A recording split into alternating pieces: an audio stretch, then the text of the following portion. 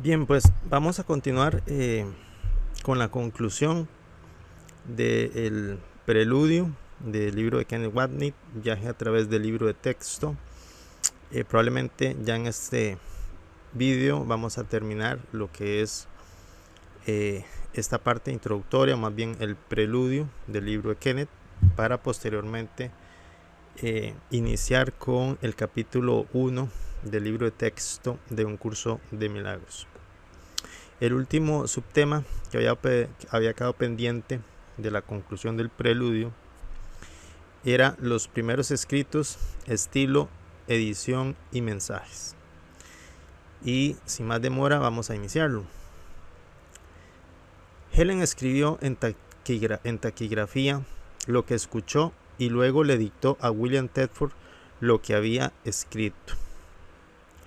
La escritura de Bill es lo que llamamos el Urtext, una palabra derivada del alemán que se usa comúnmente en referencia a una obra literaria designando su primer borrador.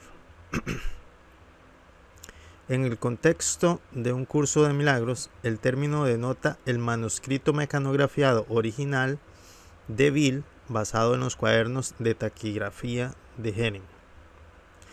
Helen volvió a escribir el texto 2 veces y luego la versión final, aunque no la última, que era la versión que vi cuando los conocí y que Helen y yo editamos en la copia terminada, eventualmente impresa en 1976. El año de publicación del curso, si mal no recuerdo, en el mes de junio del 76. Después de 7 años del proceso de canalización del libro, de todo el curso. Lo que Helen escuchó y escribió originalmente en sus cuadernos, en gran parte grabado en Urtext, contenía una gran cantidad de material personal. En las primeras semanas de la escritura, Helen estaba bastante nerviosa por lo que estaba sucediendo. No era para menos, me imagino. No principalmente por las notas que estaba tomando, aunque eso ciertamente la hacía sentir incómoda, sino más bien por el hecho de que provenían de Jesús, la creencia de una relación que era imposible para ella ignorar en ese momento, ya que básicamente estaba escuchando su voz todo el tiempo. Con respecto a la persona de Jesús, Helen tenía por así decirlo, una relación de amor-odio con la deidad del cristianismo, tanto lo referente al concepto cristiano católico de Dios el Padre. Ella tenía una relación amor-odio con ese concepto, más bien ella no atendía a ese símbolo paternal que en teoría debería representar para los cristianos el concepto del Dios Padre. Tampoco tenía una buena relación con el personaje religioso de Jesús en el contexto judeocristiano. Ella con quien tenía una mayor afinidad desde su punto de vista por aquel entonces, desde niña y hasta la época en que comenzó a canalizar el curso, ella tenía mayor afinidad con la figura de María, de la Virgen María.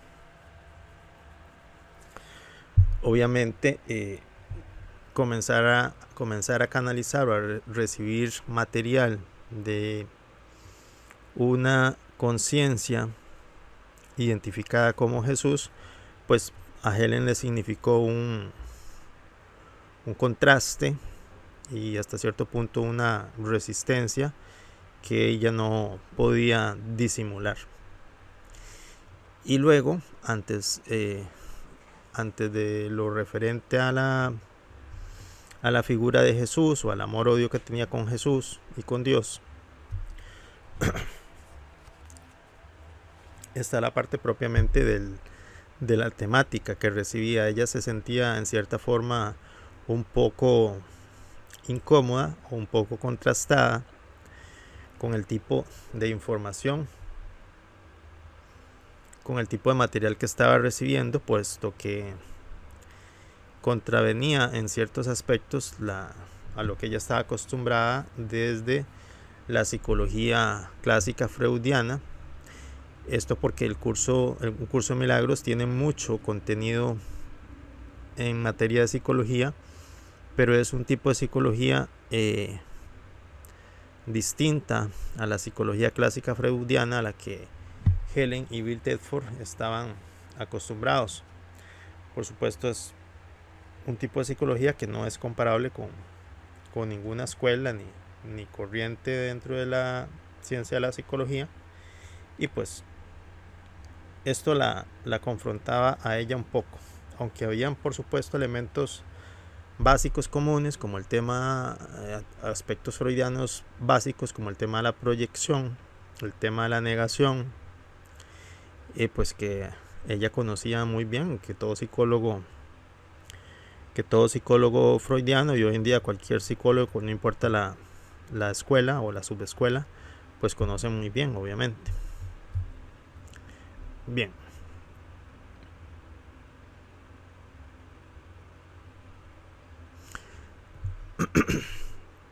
Sin embargo, su audición entre comillas, probablemente lo puso entre comillas Kenneth porque no era la voz que ella escuchaba de parte de Jesús, no era una voz audible ambientalmente, sino que era un tipo de audición mental.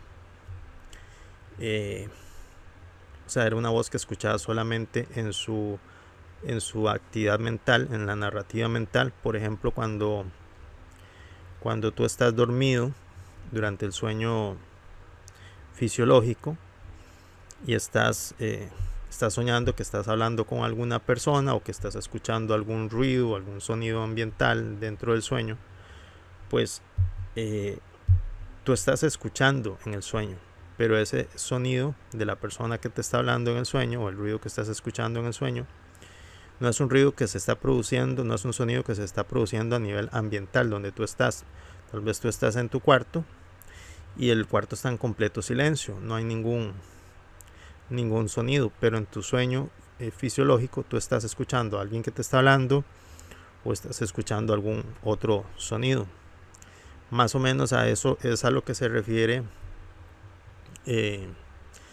Kenneth cuando hace referencia a la audición entre comillas de lo que Helen escuchaba al canalizar. Era una audición mental. Sin embargo, su audición durante estas primeras semanas no fue muy buena.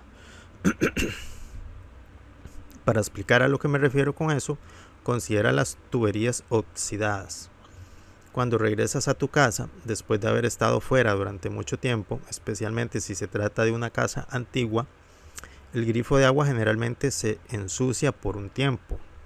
Óxido y otros minerales se han acumulado y necesita correr el agua un rato para lavar las impurezas hasta que el agua vuelva a estar limpia. En cierto sentido, esto es lo que sucedió con Helen. Ella no había usado esa habilidad de escritura durante mucho tiempo, como se expresa en la siguiente visión que antecedió a la llegada del curso. 2 puntos. En esta experiencia, de esta visión, Helen encontró una pieza de maquinaria en un bote de remos que había quedado varado en la costa. Ella lo describió como un equipo antiguo, entre comillas, como un equipo antiguo de envío y recepción. Probablemente como un equipo estos de telegrafía o de transmisión de radio analógico o algo similar. De todas formas se trata de una visión. No sé si se está refiriendo aquí a que fue una visión en sueños o fue una visión en estado de vigilia, o sea, una transposición de visión mental durante la vigilia, o si fue un estado en algún estado alterado de conciencia o algo así. No lo detalla Kenneth acá, Probablemente en los libros de autobiografía de Helen, pues tal vez se da ese detalle, no lo sé, no lo recuerdo. Ella lo describió como un equipo antiguo de envío y recepción, que cuando el curso comenzó más tarde, ella lo entendió como un símbolo de esta capacidad de recibir los mensajes de Jesús en su mente y luego enviarlos en términos de escritura.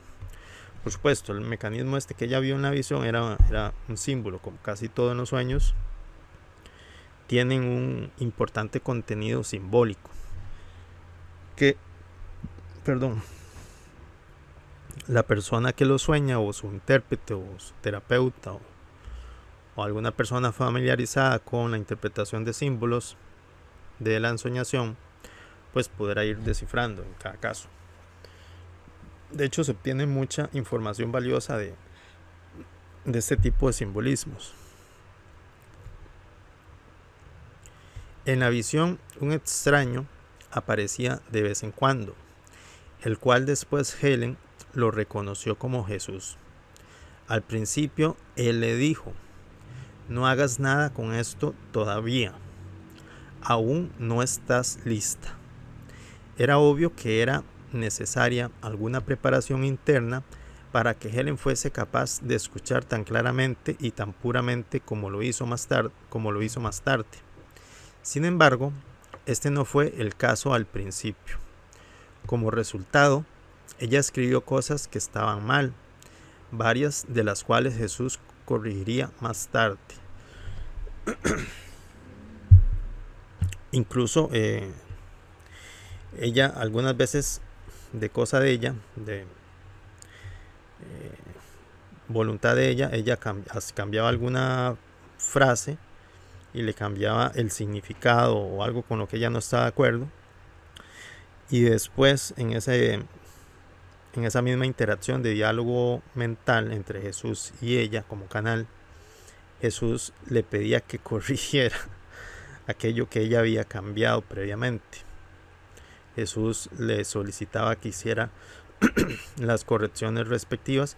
A veces simplemente se trataba de que ella, desde el momento que escribió, desde el primer instante, pues comenzó a escribirlo mal o captó la idea mal, y después Jesús tenía que retomar el tema, retomar la frase y pedirle que hiciera la corrección. El estilo de esta primera escritura fue incómodo y torpe, y como mencioné, intercalado con la enseñanza de una gran cantidad de material personal que Jesús estaba dando para ayudar a Helen a aceptar lo que estaba sucediendo y para ayudar a sanar su relación con Bill. Bien.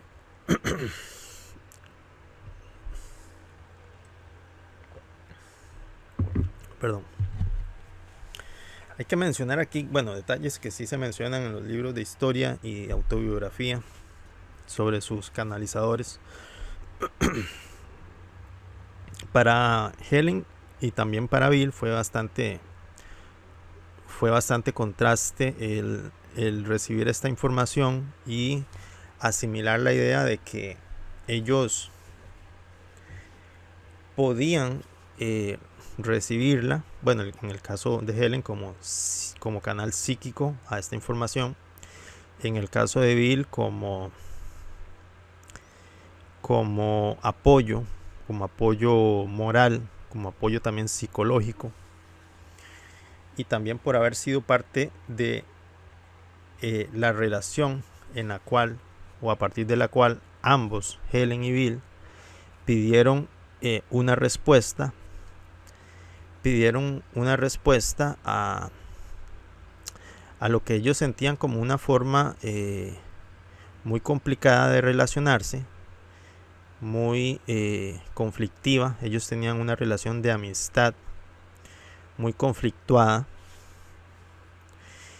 y de una forma similar a cómo se relacionaban entre ellos de una forma conflictiva, pues ellos también tenían un estilo conflictivo de relacionarse con otras personas, pero la relación entre ambos los llevó a un nivel de contraste tal que en algún momento ellos se plantearon que tenía que haber otra forma distinta de relacionarse, y a nivel inconsciente, pero también a nivel consciente, pues ellos hacían mentalmente estos planteamientos de que tiene que haber otra manera.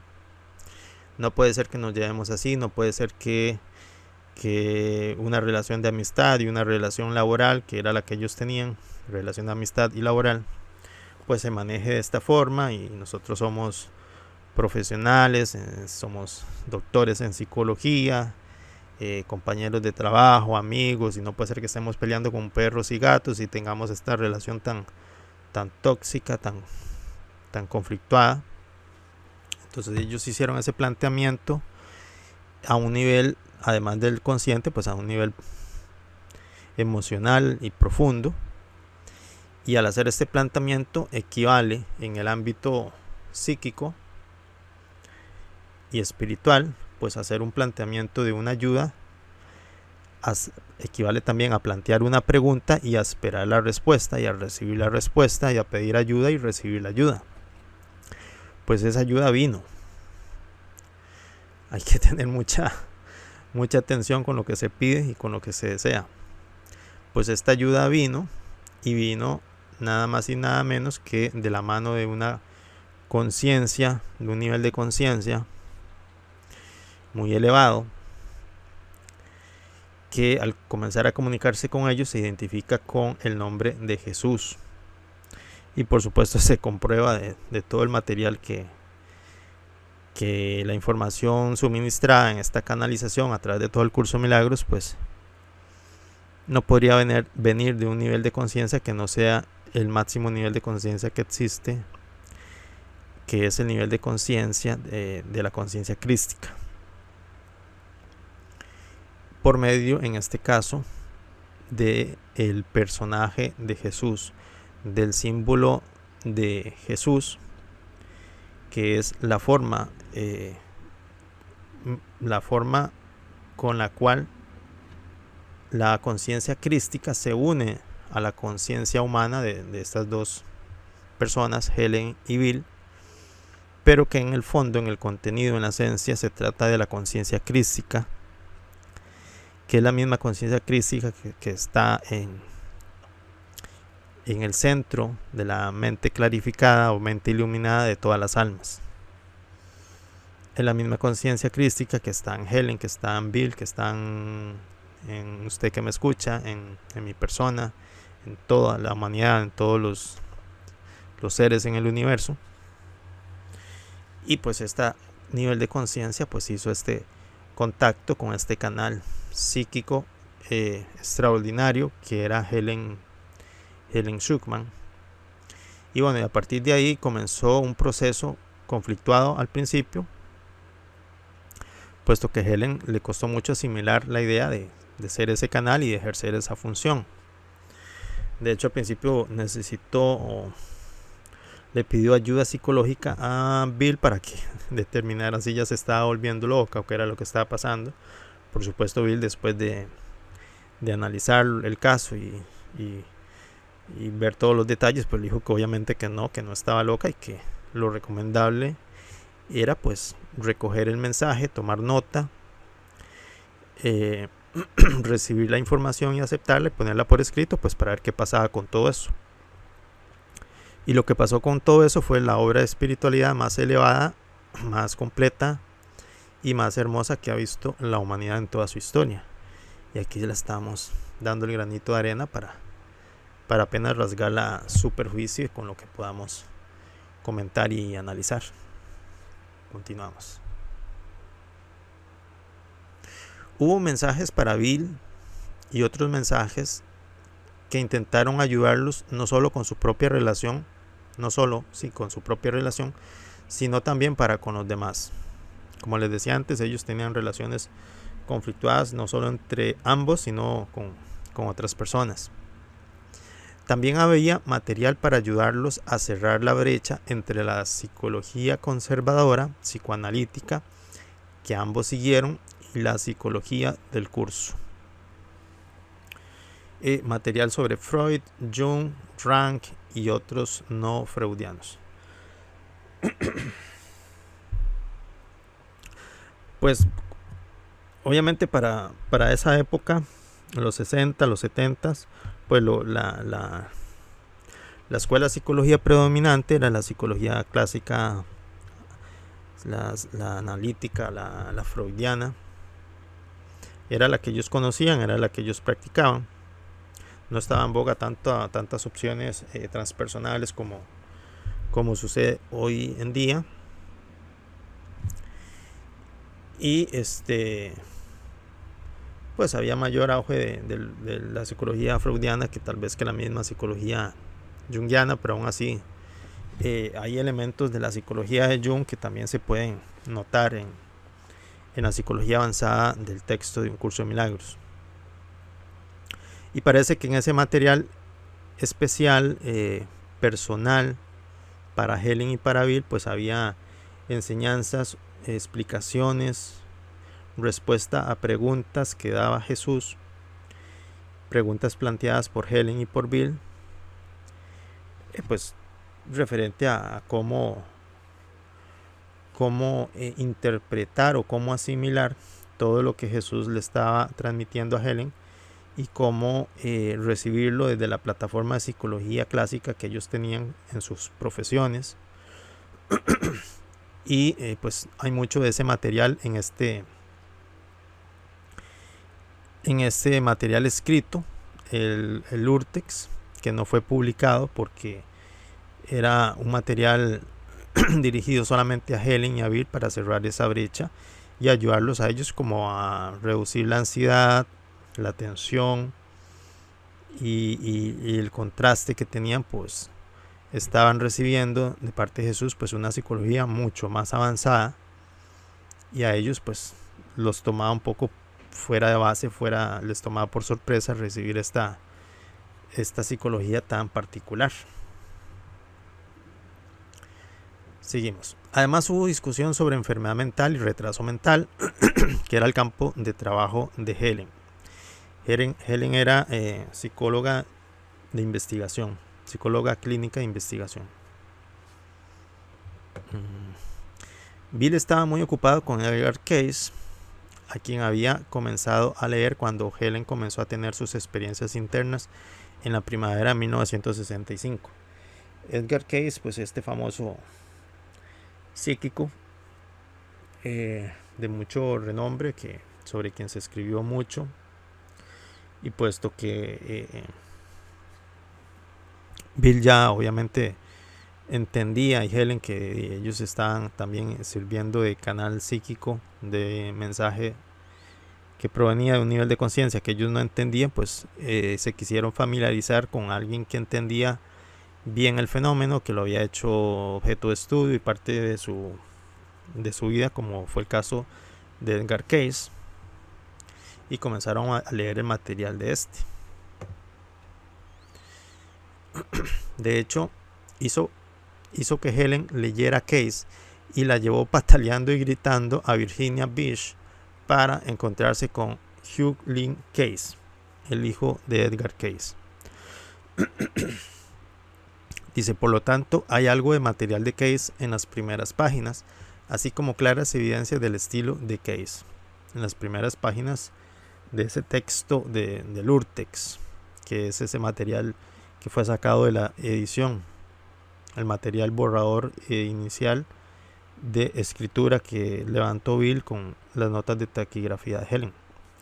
Las brillantes enseñanzas del material de Cayce vienen dentro de una forma de escritura arcaica e incómoda, y en los primeros escritos hay evidencia de esa torpeza en la fraseología y en los términos del curso. Cuando Helen le dictó esto a Bill, ella dictó todo lo que luego se quitaría, con algunas excepciones, material que fue muy personal.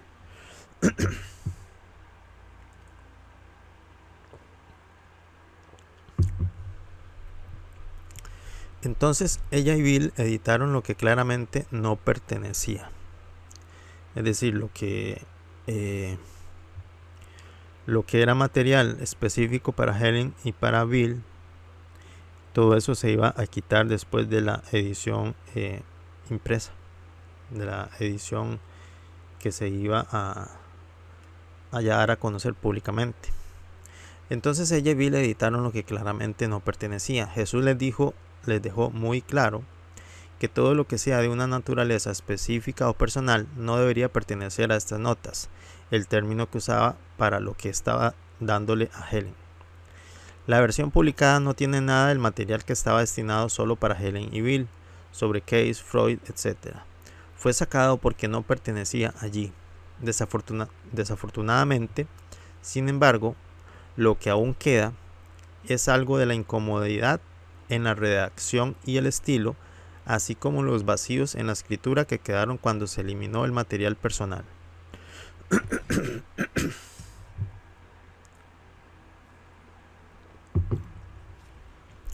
Los primeros escritos, por lo tanto, no se tomaron como si Jesús estuviera parado al lado del oído de Helen, dictando a través de un micrófono, sino que fue más como un diálogo donde Jesús decía algo y Helen respondía con alguna pregunta que Jesús luego respondería.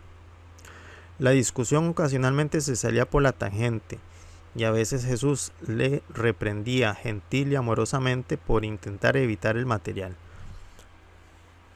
O sea, Helen inconscientemente tal vez presentaba muchas resistencias al mismo material, pues, y las expresaba haciendo preguntas o comentarios que a veces diluían y retrasaban la claridad y la continuidad del material que Jesús estaba transmitiendo. Entonces Jesús le llamaba la atención para que no se fuera por la tangente y retomara el foco principal o la razón de ser de esa empresa conjunta, que fue entregar la información. Perdón. Cuando se eliminaron esos pasajes, nuevamente quedó un espacio que tuvimos que llenar con palabras menores. Sin embargo, a pesar de nuestros mejores esfuerzos, me temo que todavía no se lee con fluidez. Bien, cuando del texto Urtext original se quita el material específico y personal sobre Helen, Bill y las preguntas y respuestas que ellos hacían y recibían, pues el texto que sí pertenecería a la edición del curso, a la publicación del curso, pues en esos primeros 4 capítulos pues parecía un poco como malogrado o discontinuo en algunas frases o en algunos párrafos, según el entender de Helen y Kenneth, según lo que Kenneth transmiten en este libro. Desde el punto de vista de edición ellos lo veían, o desde el punto de vista de estilo literario lo veían pues con esas características de que había como huecos, habían como faltantes en la fluidez, en lo que debería ser la fluidez de redacción de un libro.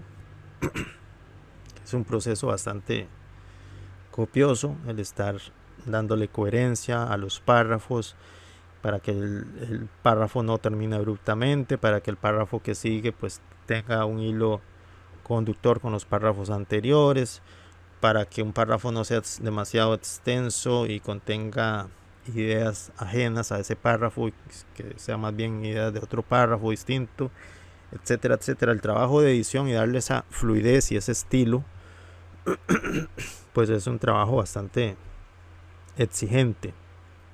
Y claro, cuando ellos sacan el material específico, el material especial, personal, y queda solo la parte de edición, pues ellos notan esas brechas que intentaron resolver pues con algo tan simple pues como la mínima, porque fue mínima, edición o insertar algunas palabras de enlace entre los párrafos y qué sé yo. No tengo claro exactamente el detalle de ese proceso, pero aquí Kenneth lo menciona. Dice: mencioné anteriormente que la introducción, tal como la tenemos ahora, no era parte del dictado original. Recordemos que en el dictado original el primer párrafo comenzaba con el primer principio de los milagros, que está actualmente en el capítulo 1. No tenía la introducción que hoy sí tiene la versión impresa.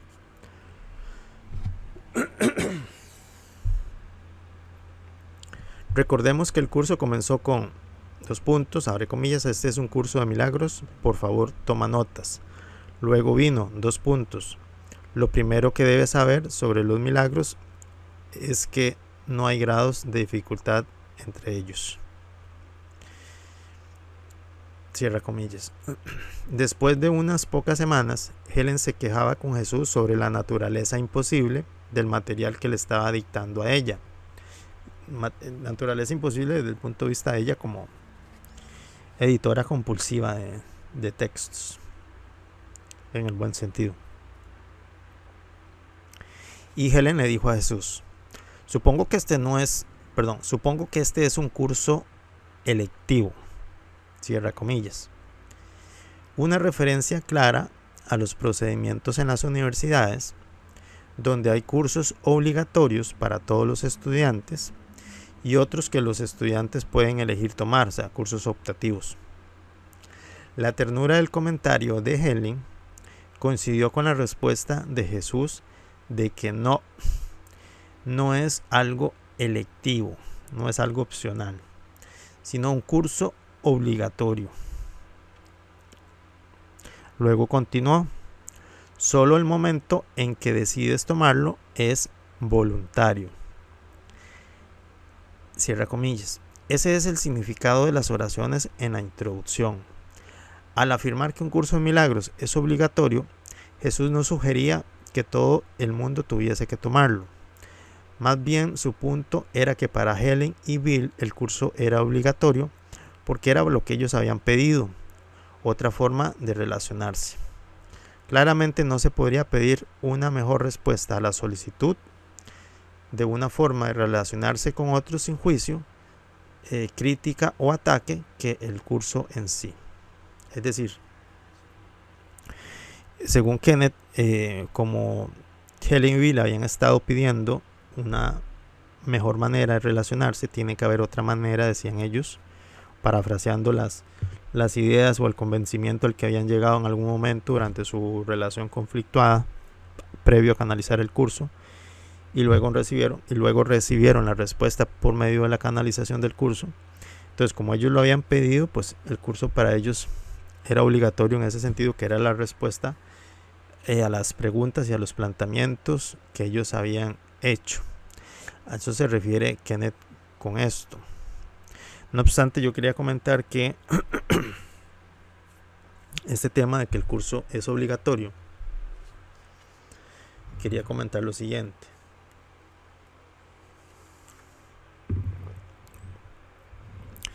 Cuando el curso en la introducción dice que esto es un curso obligatorio, de hecho voy a leerlo directamente de la introducción. Dice la introducción: este es un curso de milagros, es un curso obligatorio. Solo el momento en que decides tomarlo es voluntario. Tener libre albedrío no quiere decir que tú mismo puedas establecer el plan de estudios. Significa únicamente que puedes elegir lo que quieres aprender en cualquier momento dado. Bien, vamos a explicar esto para también darle un poquito más de contexto a esto que Kenneth acaba de mencionar. Kenneth lo menciona desde un punto de vista de que el curso era obligatorio para Helen y para Bill, puesto que era el material que ellos habían pedido de acuerdo a los planteamientos que ellos habían hecho por su relación conflictuada. Pero incluso creo que se lo he leído a Kenneth en algún otro libro o en algún otro material, no sé. Pero bueno, es lo que quiero comentar. Un curso de milagros es solamente una opción de muchas opciones. Lo que es obligatorio no es específicamente la forma que en este caso toma un curso de milagros, que es la pedagogía de este libro publicado en 1976 por la Fundación para la Paz Interior, el famoso libro azul, como se le conoce en la comunidad. Eso que es un libro de tapa dura, color azul. No se refiere a que ese es el curso obligatorio, leer ese libro o estudiarlo. No. El curso de milagros es una representación fidedigna,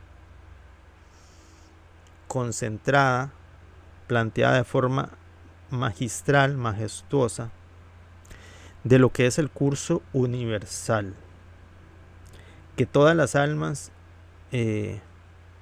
van a transitar, el curso universal que todas las almas van a llevar, que todas las almas van a aprender, porque todas las almas están obligadas a llevarlo, porque ellas no pueden cambiar la voluntad y el libre albedrío del soñador, de la mente del soñador, a quien las almas pertenecen como fragmentos. Todas las almas somos fragmentos álmicos, energéticos y de conciencia de una mente de un mayor nivel de expresión que la mente del soñador, la mente del hijo inocente, la mente del hijo de Dios, quien decidió emprender la ensoñación.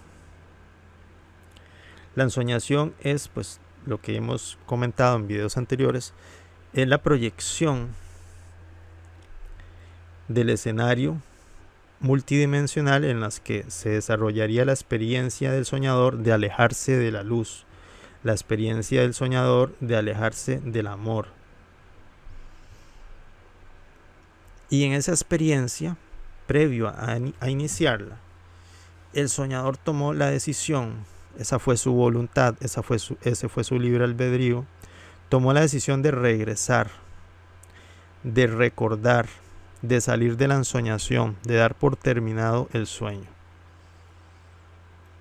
Esa fue la decisión, la voluntad, el libre albedrío del soñador antes de siquiera proyectar el sueño en su mente. Entonces, al ser esa la voluntad del soñador, es esa también la voluntad nuestra, como almas. Y nosotros como almas, como fragmentos, no podemos revocar la voluntad del soñador porque nosotros somos fragmentos álmicos y de conciencia de ese soñador.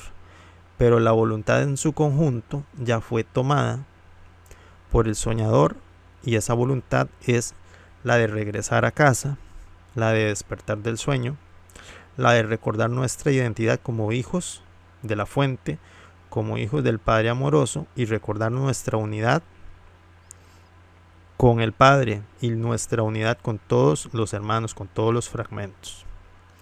Entonces, para llevar a cabo esa reunificación de los niveles de conciencia, para llevar a cabo ese retorno al estado mental del conocimiento, para llevar a cabo el despertar, las almas necesitan aprender una serie de lecciones de vida, lecciones de experiencia, lecciones de corrección de los pensamientos erróneos, de los pensamientos de separación. Y ese proceso de aprender esas lecciones es lo que se conoce como el curso universal. El curso universal, del cual el curso de milagros es un reflejo exacto, fidedigno, de elevadísimo nivel, puesto que proviene de la mente crística, nada más y nada menos. El curso universal es parte del plan de ayuda y asistencia. ¿Qué es el plan de ayuda y asistencia? Decía anteriormente que el soñador, antes de proyectar el sueño, en la restricción mental de su poderosa imaginación, tratándose de un sueño multidimensional, el soñador plasmó desde el principio su voluntad de regresar, de despertar, de recordar. Pero esa voluntad del soñador no estaba sola, coincidía coincide perfectamente, pues estamos hablando de eternidad, no hay limitaciones espaciotemporales, no hay un antes, no hay un después, en la eternidad no hay línea temporal. Coincide entonces con la voluntad del Padre, que es también que el Hijo despierte, que el Hijo regrese, que el Hijo recuerde. Entonces, la fuente, el Padre amoroso, como Padre amoroso que es, le provee a su Hijo soñador, a su Hijo inocente, todas las herramientas, toda la asistencia necesaria para que el Hijo pueda cumplir su voluntad de regresar, de despertar y de recordar. Y como parte de esa voluntad del Padre, de la fuente, de que su Hijo efectivamente pueda recordar su nivel de unidad con Él y con la filiación, el Padre provee el plan de asistencia, el plan de ayuda y asistencia. Y parte de ese plan de ayuda y asistencia es el curso universal. Toda esa serie de enseñanzas, de lecciones que las almas necesitan integrar en su experiencia álmica para ascender en los niveles de conciencia y en algún punto estar preparados para el despertar y para la unificación de los niveles de conciencia.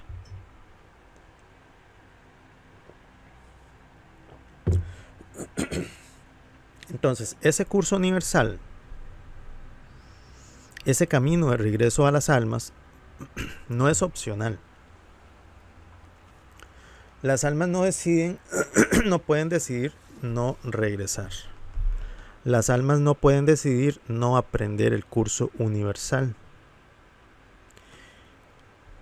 Las almas son parte del soñador y no pueden revocar la decisión del soñador, porque cuando el soñador la tomó, esa decisión, la tomó en su estado de unidad, en su estado de conocimiento.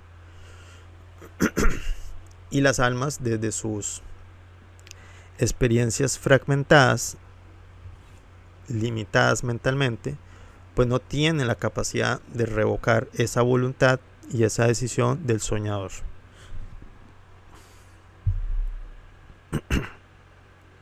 Aunque quisieran, no lo pueden hacer. Ahora, la otra parte es que las almas, aún en sus niveles, en sus distintos niveles de confusión y de disociación, en el fondo ellas también quieren regresar. O sea, la voluntad de ellas en el fondo coincide perfectamente con la voluntad del soñador, con la voluntad de el Hijo inocente antes de proyectar la ensoñación.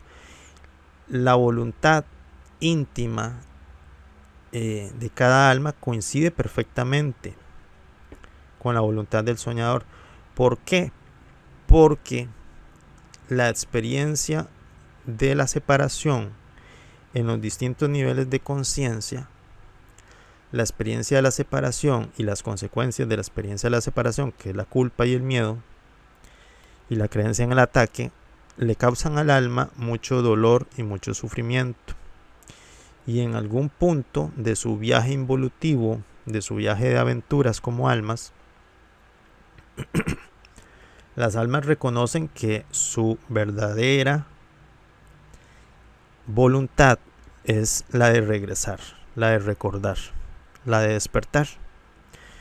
Por eso ellas mismas reconocen que ese es su destino inevitable, puesto que coincide con la voluntad, el libre albedrío de ellas mismas y la voluntad del Padre.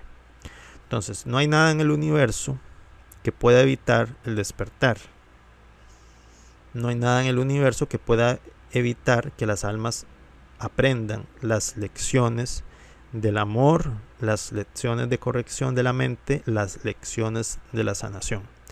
Por ende, no hay nada que evite que las almas aprendan el curso universal de regreso a casa.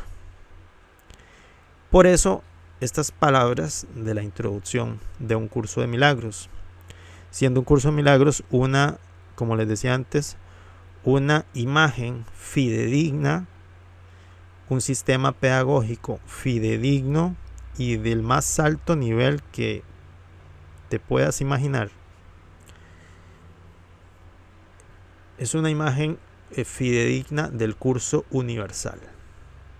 Por eso, con toda propiedad y con toda razón, dice esta frase: es un curso obligatorio.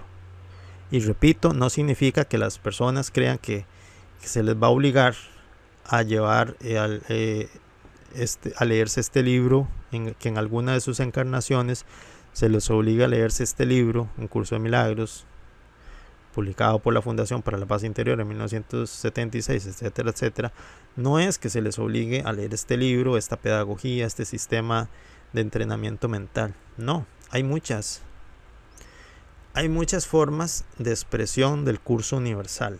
El curso universal se manifiesta de muchas formas. El plan de ayuda y asistencia para las almas se manifiesta de muchas formas. Hay muchos seres, incontables cantidades de seres, de inteligencias, de seres de luz que trabajan y que forman parte de este plan de ayuda y asistencia. Hay muchas formas, muchos sistemas de ayuda que también forman parte de este sistema de ayuda y asistencia. Y un curso de milagros es uno de ellos. Un curso de milagros es uno de ellos y está disponible para las personas, para los seres que su nivel de conciencia los llevó a un punto en el que, por decirlo así, quieren tomarse el proyecto de despertar, de recordar su verdadera identidad, quieren tomárselo muy, muy en serio. Ya sea en la encarnación presente o en próximas encarnaciones, probablemente las herramientas pedagógicas del material, como las de un curso de milagros, pues van a tener mayor resonancia en un alma que ha llegado a ese nivel de convencimiento, por lo menos a nivel inconsciente o emocional, de que ya es hora, ya es momento de darle giro a las decisiones que había venido tomando el alma, el tomador de decisiones dentro del alma, y ya es hora de reencauzar la experiencia de las encarnaciones a un proyecto de regreso y de despertar más cercano a la voluntad principal del alma, que es sanar su mente y sanar las heridas emocionales. Las heridas emocionales heredadas de la fragmentación y la proyección del sueño. Entonces, un curso de milagros es solo una opción dentro de muchas opciones. No es que se le obliga a adoptar específicamente este formato, esta forma llamada un curso de milagros. Pero las almas sí van de una u otra forma, con uno u otro formato, en uno u otro tiempo, en un mundo habitado o en otro. Para los que les gusta el fenómeno de los mundos habitados, dejémoslo ahí. Van de una u otra forma a cursar el curso universal. Eso es así. Solo el momento en que decides tomarlo es voluntario. El tiempo en el curso, pues como vamos a ver en muchas ocasiones, pues el concepto del tiempo es una más de las ilusiones que entretejen la experiencia ilusoria de una ensoñación multidimensional, fractal, holográfica, que se despliega en muchos niveles, en muchos órdenes de magnitud y que conforman todo lo que conocemos, lo que la ciencia nos presenta como el cosmos, el universo fenoménico, nuestro planeta, nuestras vidas, bla, bla, bla, etcétera, etcétera. Solo el momento que decides tomarlo es voluntario. Por supuesto, las almas sí mantienen libre albedrío para decidir, pues, en qué momento van a dar los pasos, de elevar los niveles de conciencia, o por el contrario, si quieren retroceder en esos niveles de conciencia, que también es parte del libre albedrío, adoptar ese camino de impulso sobre retrocesos en los niveles de conciencia. Hay muchas almas que en una encarnación pues parecen retroceder mucho de acuerdo a las decisiones que toman, pero después de esos retrocesos el alma en su aprendizaje pues los va a tomar como un enfoque de las cosas que se deben corregir, para luego iniciar una experiencia, ya sea de encarnación o no, o en otros ámbitos más sutiles, de aprender y de corregir lo que en una encarnación de retroceso pues pareció todo un caos. Las almas van a tener esa oportunidad de abordar con mucha fuerza todos los temas pendientes y los temas problemáticos que generó una necesidad de aprendizaje, que generó una gran cantidad de contraste, de sufrimiento, de dolor a ellas durante la encarnación o a otras almas durante esa encarnación. Todos somos alumnos y maestros unos de otros, como lo vamos a ver en el curso en muchas ocasiones. Tener libre albedrío no quiere decir que tú mismo puedas establecer el plan de estudios. El plan de estudios, pues lo que les mencionaba anteriormente, es el curso universal que las almas necesitan experimentar y aprender. El plan de estudios ya está establecido. Es parte del plan de ayuda y asistencia. No lo podemos establecer nosotros, puesto que nosotros no lo creamos. Quien creó el plan de estudios, el plan de asistencia, el curso universal, pues es la fuente. En unión con la voluntad del Hijo Soñador antes de iniciar la soñación, que fue garantizar absolutamente el regreso del soñador al nivel mental de unidad, al nivel mental de conocimiento de la unidad del perfecto amor con el Padre y con la filiación. Significa únicamente que puedes elegir lo que quieres aprender en cualquier momento dado. Claro, significa que el alma puede definir durante el ciclo de encarnaciones y de experiencias que no necesariamente impliquen una encarnación en un plano denso como un mundo habitado como el nuestro, sino que también ocurre también en niveles, llamémoslo así para resumir, más sutiles que el de una experiencia en un cuerpo físico. Significa que el alma puede elegir lo que quiera aprender en cualquier momento dado. Oportunidades para aprender hay muchas.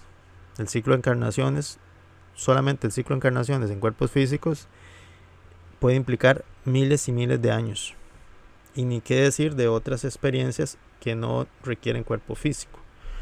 Y en cada una de ellas, en cualquiera de ellas, se pueden aprender diferentes aspectos del plan universal, del curso universal. Este curso no pretende enseñar, y aquí sí se está refiriendo a el curso de milagros propiamente, al libro azul, en esta frase que voy a leer, que voy a repetir. Este curso no pretende enseñar el significado del amor, pues eso está mucho más allá de lo que se puede enseñar. Lo que mencionaba, creo que en el video anterior, anterior fue, de que el amor de Dios, amor escrito en mayúsculas, pues sobrepasa todo entendimiento. La mente de las almas no es, nuestra mente, por ejemplo, en una condición humana, nuestra mente racional, reduccionista, materialista, no puede procesar, no puede integrar toda la información que conllevaría el conocimiento del amor, la experiencia del amor. Simplemente las almas humanas no pueden experimentar ese nivel de información. Por eso el curso ni siquiera se plantea transmitir esa información, puesto que ni siquiera es posible para nosotros asimilarlo e integrar esa información.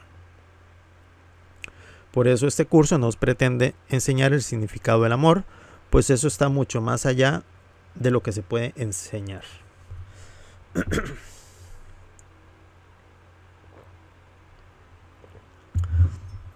Pretende no obstante despejar los obstáculos que impiden experimentar la presencia del amor, el cual es tu herencia natural. Claro, toda la pedagogía del curso nos presenta esas herramientas que nos permitirían quitar esos obstáculos que toman la forma de resistencias, de creencias, de paquetes de pensamiento sombrío, pensamientos y creencias sombrías, de negación del amor, emociones derivadas del miedo. El miedo es la emoción, antiemoción inicial, porque es la emoción que niega y que rechaza la verdadera y única emoción que existe, que es la emoción del amor. Y todo ese tipo, ese catálogo de emociones negativas derivadas del miedo se encuentran en la mente sombría, y el curso nos da las herramientas para ir deshaciendo todo ese contenido mental sombrío que está en la mente errada, en lo que el curso de milagros denomina la mente errada. Seguimos. Naturalmente se deduce que lo que ahora aparece en la introducción y en los primeros 4 o 5 capítulos no fueron necesariamente dictados. No fueron dictados palabra por palabra. También podría mencionar que originalmente no había 50 principios de los milagros. Bueno, perdón, voy a retroceder un segundo. Esto no fueron dictados por palabra, no eran dictados así como el que te imaginas, como el que nos hacían en la escuela o en el colegio, un maestro, la persona que hacía el dictado, pues estaba ahí dando vueltas en la clase, o estaba a la par de la persona que escribe y le decía palabra por palabra. Ese no fue el estilo de canalización del curso. Yo lo veo algo así como que Helen en esa interacción de audición mental, entre comillas, pues ella tenía que interpretar un poco y tenía que convertir en palabras los paquetes de pensamiento que le transmitía Jesús de forma audible. Probablemente pues hay un poco no decir de interferencia, pero sí de participación de la parte consciente racional de Helen para convertir esa información en palabras de Helen, pasarlas a la taquigrafía y de ahí pues el proceso siguiente. Entonces no fue dictado por palabra, muchas veces tomaba la forma de un diálogo entre Helen y Jesús, y Helen recuperaba ese diálogo pues por medio taquigráfico. Entonces originalmente no habían 50 principios de los milagros, sino que habían 53. Perdón, voy a leerlo otra vez. También podría mencionar que originalmente no había 50 principios de los milagros. De hecho, no había 50 principios seguidos, tal como aparecen ahora. En el dictado había una aclaración de un principio milagroso y luego una discusión que a veces podía ir un poco lejos, no de lo cual era útil, sino ciertamente de la enseñanza específica.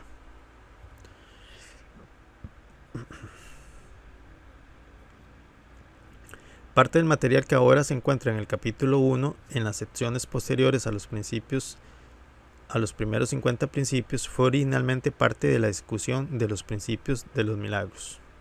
Es decir, hubo una reordenación de la temática específica a los principios de los milagros, que se pasaba de párrafos posteriores, se pasaba a los párrafos que correspondían a los principios de los milagros, y después habían discusiones como de seguimiento que se originaban cuando se estaba dictando alguno de los principios del milagro, y como no era información directa a ese principio, sino que relacionada en forma secuencial, pues se pasaban a párrafos posteriores. O sea, hubo un trabajo de edición y reacomodo de párrafos y de cambio del orden con respecto a la secuencia de los párrafos del texto Urtext. Y en este proceso, pues, tanto Helen Bill como Kenneth Wapnick, que los acompañó posteriormente en el proceso de edición, pues trataron de hacer todo el trabajo a conciencia para darle la mejor forma posible, el mejor estilo literario posible, la mejor redacción posible, claridad, para que el texto fuera de la calidad que era propio del sistema tan avanzado que corresponde a un curso de milagros. Cuando vi el manuscrito que Helen y Bill habían editado, recuerdo que había 53 principios. Bill pensó que debería haber 50, tal vez por tener en mente algún número cerrado y que 50 era más significativo que 53. Bill pensó que debería haber 50 y entonces los 3 que fueron quitados fueron reabsorbidos en el material.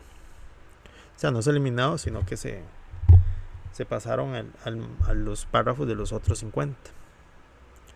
Menciono esto para que la gente no vea el curso como sacrosanto, algo que lamentablemente muchas personas ya lo hacen, es decir, que cada palabra es santa y sagrada y que no puede ser tocada.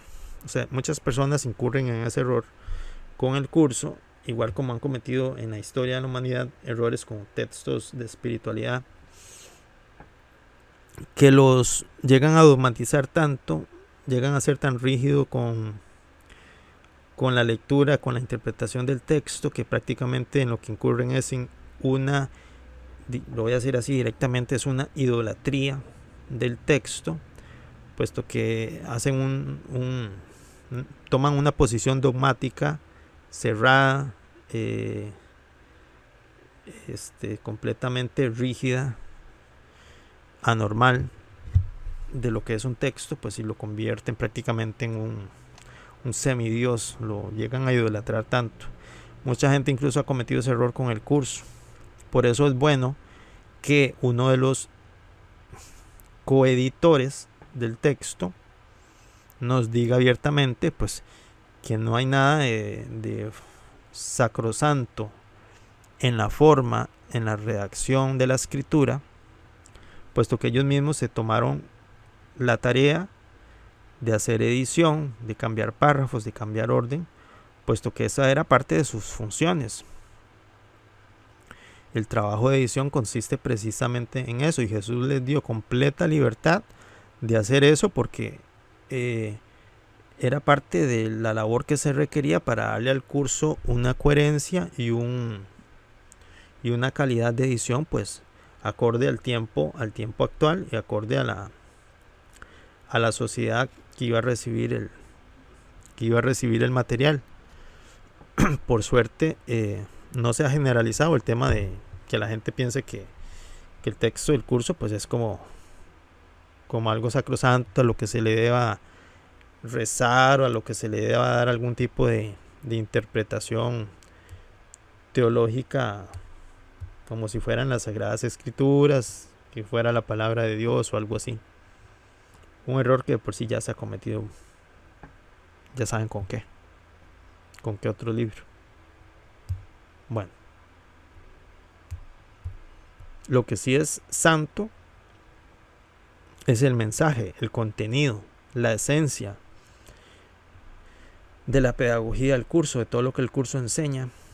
Y eso es muy fácil darse cuenta de eso. Con solo leer el curso, pues, es fácil darse cuenta que detrás de todas esas palabras, de la belleza, del estilo literario, de la poesía, de la estructura cuasi musical que tiene el curso, pues detrás de eso hay un nivel de conciencia tan elevado que de verdad mueve cosas a nivel emocional. Quien estudia el curso a profundidad sabe de qué estoy hablando. Digo, Helen no lo sentía así. Ciertamente tenía claro que no cambiaría ninguna de las palabras importantes, sino que solamente en palabras como los que y los cual, es decir, palabras, detalles de edición, que obviamente no eran importantes para la enseñanza, y ella hizo ese tipo de cambios. Parte del trabajo de edición: hacer correcciones, poner palabras o frases de enlace entre una idea y otra dentro de una oración de un párrafo, o para unir un párrafo con la oración de un párrafo, con quitarla de un párrafo y pegarla al párrafo anterior, es decir, ese tipo de cosas de acuerdo a la coherencia de las ideas. Eso es muy común en edición de textos de libros. La mayoría de estos cambios tuvieron lugar solo al comienzo del material. En otras palabras, Helen reconoció la distinción esencial del curso entre forma y contenido, que el contenido no verbal del amor era lo importante, no su expresión en forma de palabras. Lo que tenemos actualmente es lo que Helen, Bill y yo, o sea, Kenneth Wapnick, sentimos que Jesús quería. El material que no pertenece no está aquí. El problema, como he estado diciendo, es que estos primeros 4 capítulos, francamente, simplemente no se leen bien. Mencioné en mi introducción que la escritura se vuelve muy hermosa y que la última mitad del texto está llena de pasajes tras pasajes en un maravilloso verso blanco. O sea, esto de que los primeros 4 capítulos no se leen bien, eso es una opinión de Kenneth Wapnick, que quien como coeditor del texto en su etapa de edición final, creo que fue, porque al principio de la edición todavía Kenneth no había conocido a Helen y a Bill. Él los acompañó en el proceso de edición en un punto avanzado. Él puede darse el lujo de tener este tipo de opiniones, que la escritura o la redacción de los primeros 4 capítulos pues era un poco complicada. A veces dicen que un poco obtusa. Helen a veces decía que no le gustaba, etcétera, etcétera. Yo sinceramente, como lector, como estudiante, pues no encuentro ese estilo malogrado que ellos mencionan. No sé, obviamente yo no sé mucho que digamos de edición, de estilo, no soy filólogo ni nada por el estilo, pues yo no puedo identificar ese nivel de falta de claridad o falta de belleza. No sé si es que ellos eran muy perfeccionistas como editores o muy exigentes, o no lo sé. Yo simplemente no lo veo, pero obviamente hay que respetar la opinión de Don Kenneth como coeditor, como amigo de Helen, la canalizadora, y como amigo de Bill, coescriba del curso. Y bueno, es completamente válida esa opinión, y puesto que la misma Helen a veces hacía eco de eso, de que a ella no le gustaban estos primeros 4 capítulos, pero por supuesto sí se enorgullecía del resto del texto, que como aquí nos acaba de mencionar Don Kenneth, el resto del texto es muy evidente ver la estructura de escritura en verso blanco, que es el verso yámbico shakespeariano que llaman, que se nota en la versión original en inglés, puesto que tanto la escritura shakespeariana como el curso, pues el idioma original de ambos es el inglés. Entonces probablemente en otros idiomas pues no se identifica o no se ve claramente la belleza de ese estilo de escritura. Dice: ese no es el caso en los primeros 4 capítulos. Sin embargo, y Helen siempre se avergonzó de ellos. Voy a leerlo bien porque ese no es el caso en los primeros 4 capítulos. Sin embargo, y Helen siempre se avergonzó de ellos. Lo que les mencionaba es que Helen era un poco quisquillosa, era un poco perfeccionista, era una editora copiosa, casi compulsiva, entonces costaba quedarle bien. Pero bueno, eso ayuda para que la gente no vea dogmatismo ni idolatría. Sin embargo, el texto de estos primeros 4 capítulos pues cumple perfectamente la función de transmitir toda esa espiritualidad profunda que tiene párrafo a párrafo. Yo no he dejado de notar y de encontrar en cada párrafo de todos los capítulos del curso, de principio a final, y estos primeros 4 capítulos no son la excepción, de encontrar una espiritualidad profunda y un nivel de no de misticismo, sino de, no sé cómo llamarlo. Muchos por eso usan la palabra misticismo o esoterismo, porque tal vez no encuentran otra palabra mejor, pero yo lo llamaría simplemente una profundidad teológica, psíquica, tal vez, muy evidente en cada uno de estos primeros 4 capítulos. De hecho, en los primeros días, cuando alguien quería ver el curso y ella se lo mostraba a muy pocas personas, e incluso entonces por lo general no les mostraba el curso, todo el curso, ella simplemente compartía los pasajes realmente hermosos y rapsódicos. Era un poquillo tramposa, no les enseñaba los capítulos o las partes del texto que a ella misma no le gustaban, sino que les mostraba a algunos pocos lectores que conformaban su círculo íntimo de amigos y de lectores eventuales del curso, pues les daba las partes del texto que a ella sí le gustaban, los que son muy bonitos, que es casi todo para mi entender. Su vergüenza por esta primera parte fue tan pronunciada que cuando íbamos a través del proceso de edición le dije, abre comillas, ¿sabes? Nos ahorraría mucho tiempo a ambos si le pidieras a Jesús que vuelva a dictar los primeros 4 capítulos. Estaba haciendo algo gracioso, pero Helen no pensaba poder soportar el pasar por el proceso nuevamente. Ella le dijo, de hecho lo leí en algún otro texto, ¿no? Ella le dijo que jamás, que era imposible, que ella no volvería a pasar por eso, haciendo referencia a que todo ese proceso por aquel entonces pues le generó a ella mucho contraste, mucha ansiedad, etcétera. Los primeros 4 capítulos así permanecen y son como son. A pesar de todo lo que he estado diciendo, todavía son notables en lo que contiene. Por supuesto, lo que les decía anteriormente, los primeros 4 capítulos, pues es fácil encontrar un montón de espiritualidad y profundidad, e incluso también de belleza. Yo no sé por qué no verlo así. A mí, por ejemplo, en lo personal me encantan. No sé si es cuestión de opinión.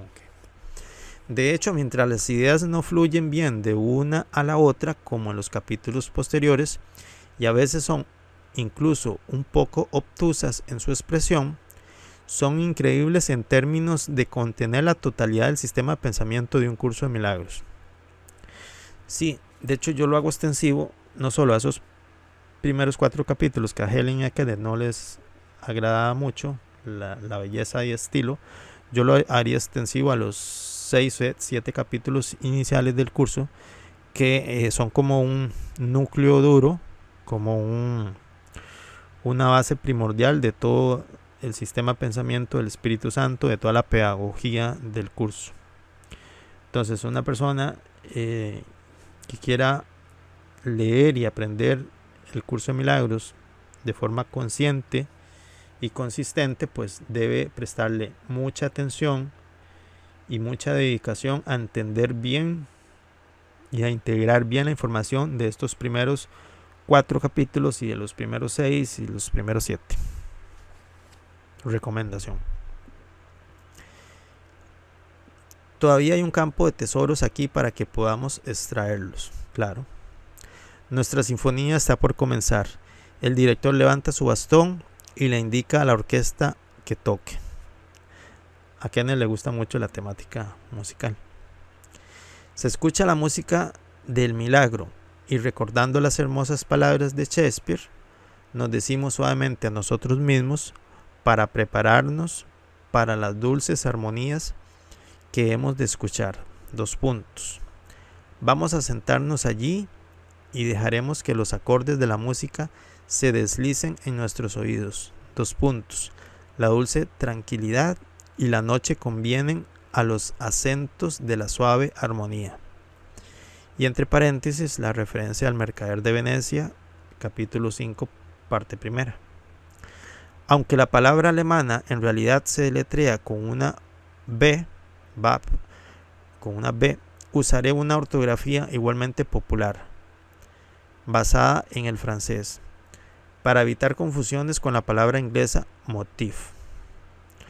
Motif como esencia, como significado, como razón de vida de una estructura musical, y en este caso de un texto como el Curso de Milagros. Motif viene siendo como esa idea central o idea subyacente a la forma en la que está integrada ese motif, esa idea central. Para un estudio más detallado, el lector se puede leer mi obra Ausencia de Felicidad, la historia de Helen Schucman, la escriba de un Curso de Milagros. Lectura que recomiendo sinceramente para ver todos estos detalles del proceso de transmisión, de la escritura, de la misma historia de vida de la canalizadora, de Helen, de su relación con Bill, de su posterior época en la que conocieron a Kenneth, etcétera, etcétera, todos los detalles, y un poco también de la psicología que se encontraba detrás de Helen, psicología de vida, los contenidos psicológicos de Helen que expresaba en sueños, en su poesía, en cuentos cortos, que reflejaban ese conflicto interno en el interior mental de Helen, entre la parte de su mente que quería aferrarse al sistema de pensamiento del ego, y la parte de su mente que quería dar abertura a las enseñanzas que Helen en su alma estaba pidiendo, que es la voz del Espíritu Santo, y que luego llegó, por supuesto, como una forma con la escritura, con la transmisión de la escritura de un Curso de Milagros, que en un inicio le generó a Helen mucha ansiedad, pero ya después pudo integrar un poco más de la información. Entonces, recomendadísimo el libro de Ausencia de la Felicidad de Kenneth Wapnick para que puedan enterarse de los detalles de la historia de un Curso de Milagros. Bien, ya hemos concluido aquí el preludio, la segunda parte del preludio. Ya hemos hecho la conclusión. Ya agotamos esa parte introductoria del libro de Viaje a través del libro de texto de un Curso de Milagros del Dr. Kenneth Wapnick. Ya lo que seguiría es el inicio del capítulo 1. Y ya, por supuesto, estaré subiendo el video en lo más próximo que pueda de este estudio del capítulo 1, lectura, comentario. Lo haremos también de la mano y del soporte del material de Kenneth Wapnick, tanto el libro Viaje a través del libro de texto como el libro de los 50 principios del milagro, puesto que el capítulo 1 ya comenzaríamos con los 50 principios. Entonces estaremos alternando entre la lectura, comentario directo del texto del curso y de la literatura del doctor Wapnick. Bien, muy agradecido que hayan estado conmigo. Recuerden el apoyo al canal, el apoyo al video, dándole like, suscribiéndose si aún no lo han hecho, dejando sus comentarios, compartiendo el vídeo, y espero que volvamos a encontrarnos en la próxima entrega de esta información. Hasta luego, muchas gracias.